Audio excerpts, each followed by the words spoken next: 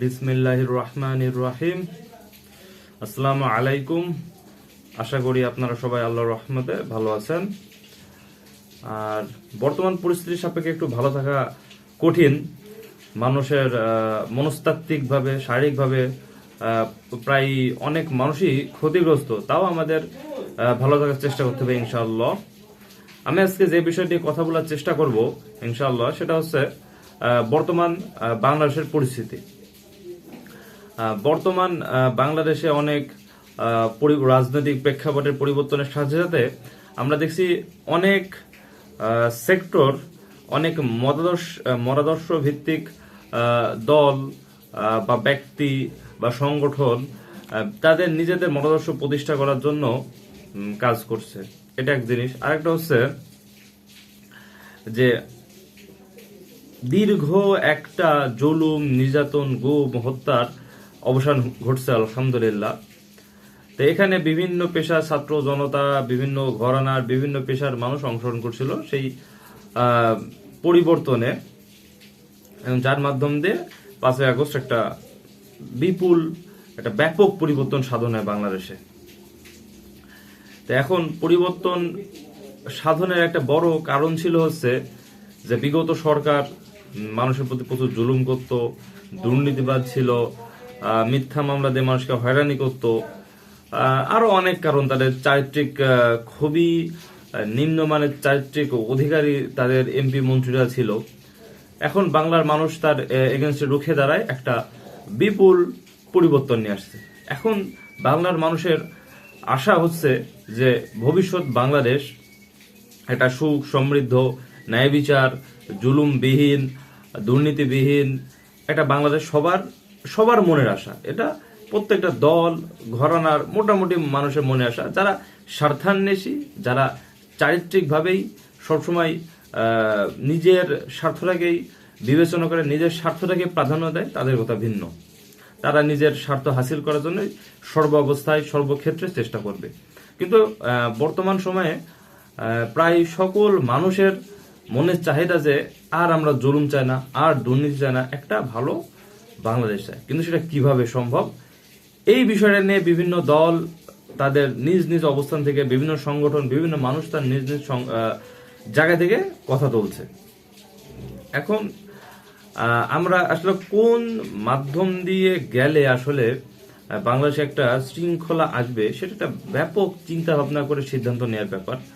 কারণ প্রত্যেক বাড়ি একজন আসবে, সে 5-10 বছর থাকবে, আবার জুলুম শুরু করবে, তার এগেনস্টে আবার বিপ্লব, আবার একটা আন্দোলন হবে, মানুষজন জীবন দেবে, আবার আরেকজন আসবে, সেও যদি আবার সেম কাজ করে, তাহলে এইভাবে দিয়ে প্রত্যেকবার মানুষের জীবন, এর আগে বাংলাদেশে বিগত অনেকবার গিয়েছে।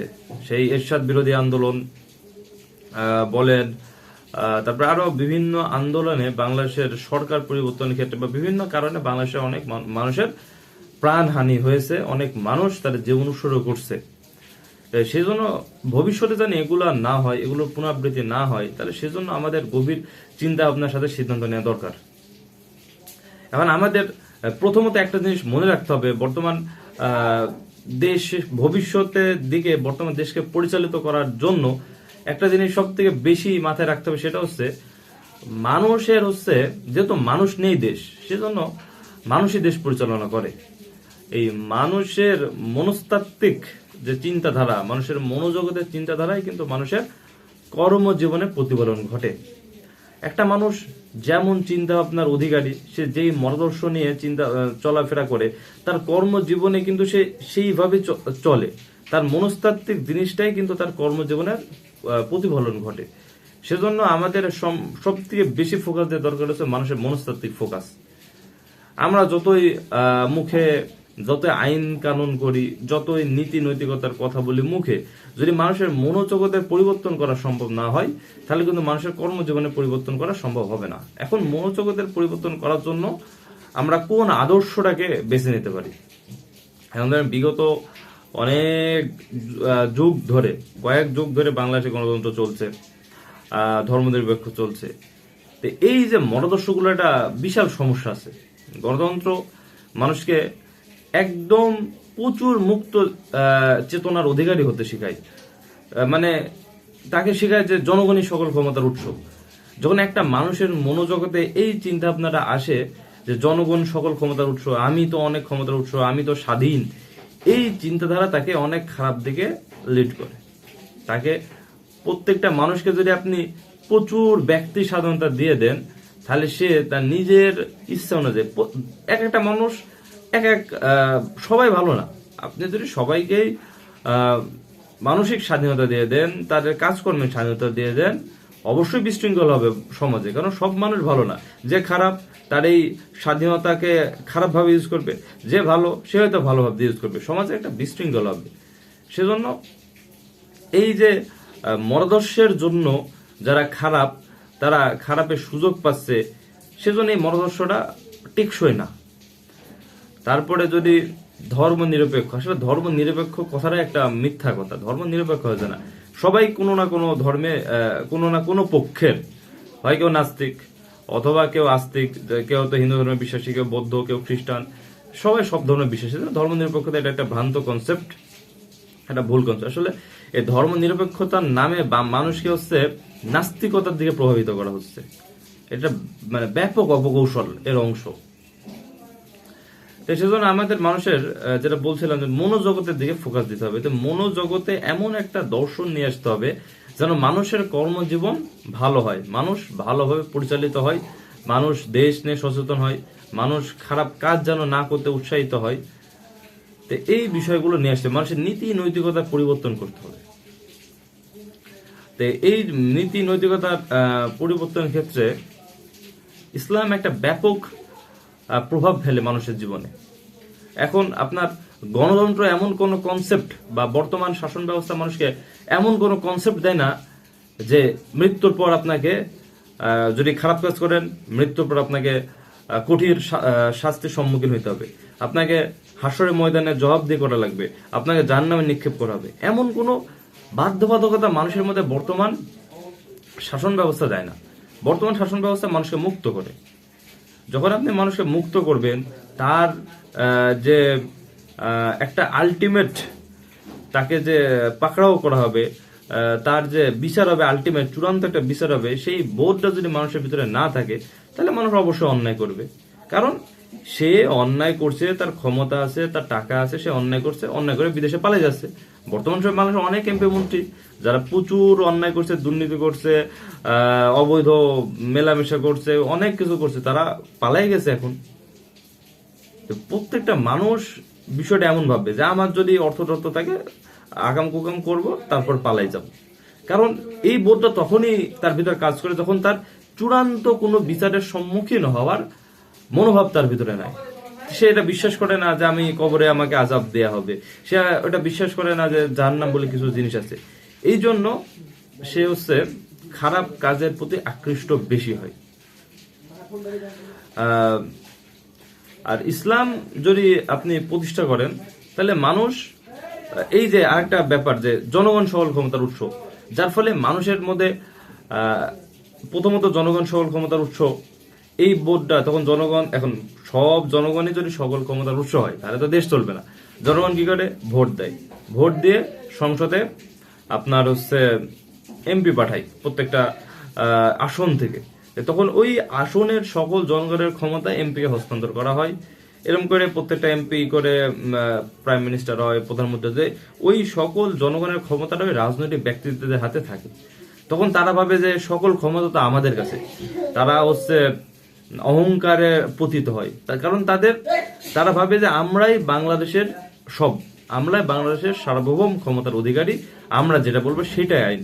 এই বোধ যখন তাদের ভিতরে চলে আসে, তখন সে স্বৈরাচার হওয়ার রাস্তা তার জন্য প্রচুর পরিমাণে উন্মুক্ত হয়ে যায়।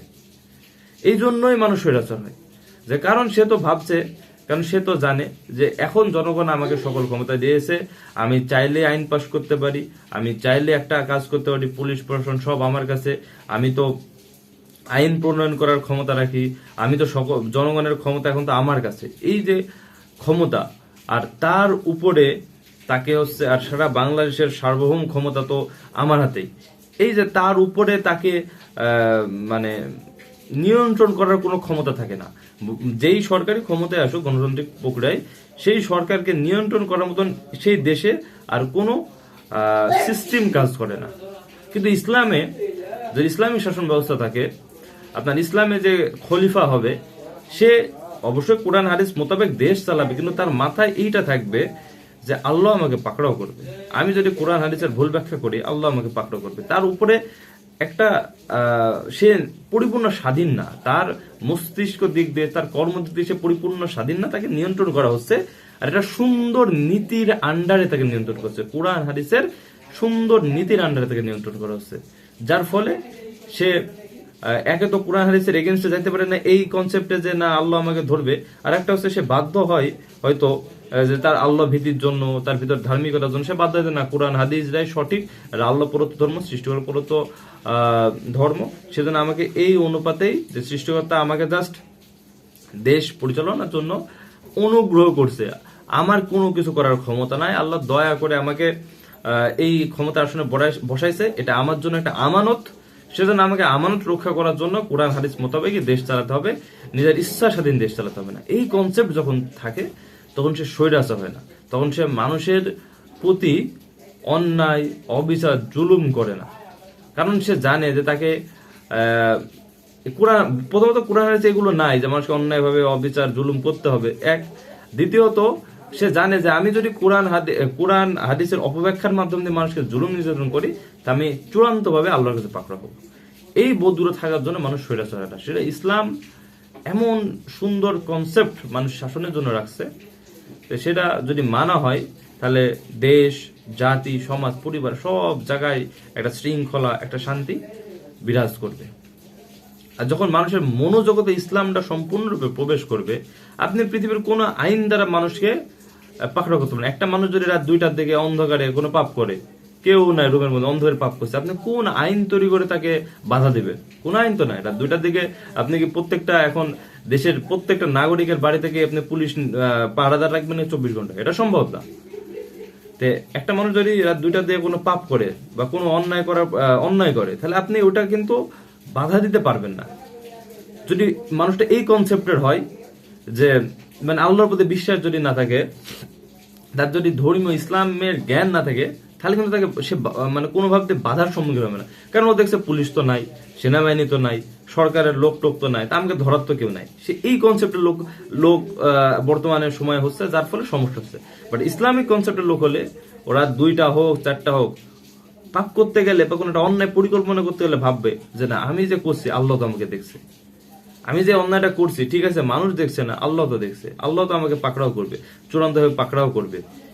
এই যে মনস্তাত্ত্বিক জগতে যদি আপনি আল্লাহর প্রতি বিশ্বাস তার ঢুকাইতে পারেন, এই বিশ্বাস যদি ঢুকাইতে পারেন আল্লাহ তাকে সর্ব অবস্থায় সর্বক্ষেত্রে পর্যবেক্ষণ করছে, তাহলে এই যে তার কর্মজীবনেও, তার কর্মজীবনে সে অন্যায় অবিচার করবে না, সে খারাপ কাজ করবে না। কারণ তার মনস্তাত্ত্বিক জগৎটা তখন ইসলাম, আল্লাহ দ্বারা পরিপূর্ণ হয়েছে। সেজন্য বর্তমান বাংলাদেশকে যদি আপনি ভালো থেকে নিয়ে যেতে চান, জুলুম নির্যাতন বিহীন হতে চান, তাহলে বাংলাদেশে ব্যাপক পরিমাণ ইসলামের প্রসার ঘটাতে হবে, ইসলামিক খিলাফত দিতে হবে, শরিয়া আইন দিতে হবে, প্রত্যেকটা মানুষের মনোজগতে ইসলামকে ঢোকানোর চেষ্টা করতে হবে, সেটা দাওয়ার মাধ্যমে। জোর জবরদস্তি করে ইসলাম বলে না যে কারোর গলায় ছুরি ধরেন, মাথায় পিস্তল ধরেন দিয়ে হিন্দুকে ইসলাম ধর্ম গ্রহণ করেন, এটা ইসলামের শিক্ষা না, এটা ইসলামের শিক্ষা না।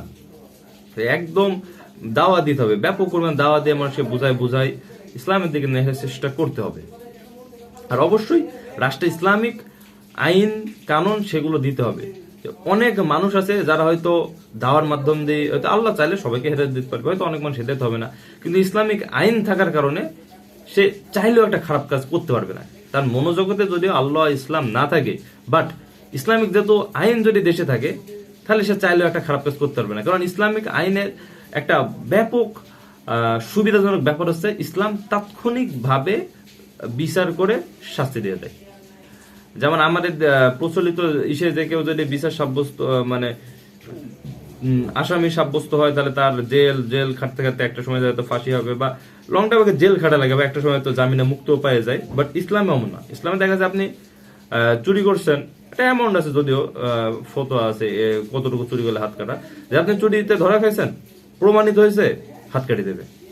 আপনি হচ্ছে জিনাতে ধরা পড়ছেন, কোনো মেয়ের সাথে করছেন, দেখছে 100 বেত্রাঘাত জায়গায়, প্রমাণিত হলে জায়গায় অ্যাকশন। তো এই জন্য মানুষ পাপ করার প্রবণতা, অন্যায় করার প্রবণতা ইসলামে অনেক কম হয়। আর তাছাড়া আরেকটা জিনিস যদি আমরা আমাদের আশেপাশের দেশের দিকে কল্পনা করি, আমাদের যে রাজনৈতিক অবস্থান খুবই একটা মানে আশঙ্কাজনক জায়গায়। আমাদের একপাশে সাগর, একপাশে ইন্ডিয়া, একপাশে মায়ানমার। এই যে চারি সাইড দিকে আবার দূরে যায় শ্রীলঙ্কা আছে। আপনি যদি ইন্ডিয়ার বা ভারতের রাজনীতি যদি দেখেন, আপনি যদি মায়ানমারের রাজনৈতিক পরিস্থিতি দেখেন, শ্রীলঙ্কার রাজনৈতিক পরিস্থিতি দেখেন, এখানে কিন্তু ধর্মভিত্তিক রাজনীতি ব্যাপক আকারে হয়। ইন্ডিয়ার বর্তমান যে সরকার, খ্যাত কাফের নাপাক সরকার যে নরেন্দ্র মোদী, এ কিন্তু মানে এগুলো যদি আপনারা পড়াশোনা করেন আরএসএস নিয়ে, তাহলে দেখবেন ইন্ডিয়ায় কিন্তু এই নরেন্দ্র মোদী আরএসএস এরই একজন সদস্য। আর আরএসএস একটা উগ্র হিন্দুত্ববাদী সংগঠন। তারা ভারতে হচ্ছে হিন্দু রাষ্ট্র, ভারতে হিন্দু রাষ্ট্র প্রতিষ্ঠা করতেছে। তাহলে দেখেন ওরা ধর্মর ভিত্তিতে রাষ্ট্র প্রতিষ্ঠা করতেছে। আপনি যদি মায়ানমারে দেখেন, মায়ানমারে আছে গ্রুপ 969, ওইটা হচ্ছে একটা উগ্র বৌদ্ধ সংগঠন। তারাও ধর্মের ভিত্তিতে একটা ব্যাপার আছে এখানে। আবার যদি আপনি শ্রীলঙ্কায় দেখেন, সেখানে আছে বিবিএস, সেটা একটা উগ্র বৌদ্ধ সংগঠন। তারাও ধর্মের ভিত্তিতেই রাষ্ট্র চাই। আপনি দেখেন আপনার আশেপাশে সবাই ধর্মের ভিত্তিতে রাষ্ট্র চাই। আবার আরেকটা মানে তথ্য যে এই যে বৌদ্ধ, তারপরে আপনার এই হিন্দুরা, এই বৌদ্ধ হিন্দু এদের একটা পরিকল্পনা আছে যে দক্ষিণ এশিয়ারা বৌদ্ধ হিন্দু পিস জোন করতে হয়, অর্থাৎ বৌদ্ধ হিন্দু বাদে অন্য কোনো জাতিকে না থাকার একটা বড় পরিকল্পনা ওইটা। সেখানে যারা ধর্ম দিয়ে মানুষ মানে দেশ পরিচালনা করতে যাচ্ছে, যারা আপনার আশেপাশের প্রতিবেশীরা ধর্ম দিয়ে দেশ পরিচালনা করতে যাচ্ছে, ধর্ম দিয়ে শাসন করতে যাচ্ছে, ধর্ম ভিত্তিক রাষ্ট্র দিয়ে আপনার সাথে মোকাবেলা করতে চাচ্ছে। আর এখন যদি কেউ আপনার তরবারি নিয়ে আপনার সাথে যুদ্ধ করতে আসেন, আর আপনি যদি কলম নিয়ে যুদ্ধ করতে চান, তাহলে কি হবে? অবশ্যই হবে না। ও যদি তরবারি নিয়ে আসে, আপনাকেও তরবারি দিয়ে যুদ্ধ করার জন্য যাইতে হবে। সেম আপনার আশেপাশে প্রতিবেশী দেশ ধর্মভিত্তিক রাষ্ট্র পরিকল্পনা করে, ওরা ধর্ম দিয়ে যুদ্ধ করতে চায়। তা আপনাকেও সেম, বাংলাদেশের প্রত্যেকটা মানুষকেও সেম ধর্ম দিয়েই প্রতিবেশীর সাথে যুদ্ধ করতে হবে, ধর্ম দিয়েই প্রতিবেশীর সাথে ডিল করতে হবে। তবেই বাংলাদেশ ফিউচারে একটা সুন্দর রাষ্ট্রে পরিবর্তন হবে ইনশাআল্লাহ। আল্লাহ হাফিজ।